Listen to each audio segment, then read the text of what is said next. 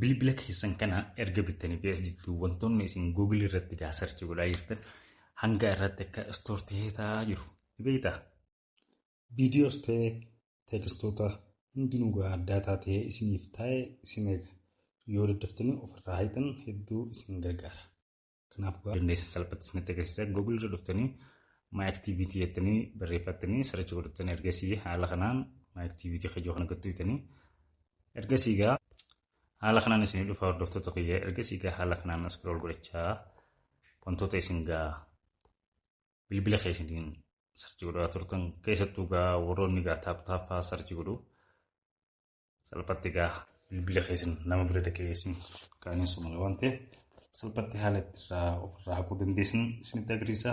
Duraan dursee erga haala kanaan dhuftan gaa dilleetti iddoo ijoo kana gad tuquudhaan salphatti ergasii gaa waggaa ta'us kan torbee ta'us kan sa'aattis ta'u kan yeroo hundaatu haala kanaan gaa dhuftanii ofirraa haqachiisuu dandeessan jechuudha hordoftoota kiyyaa. Haala kanaan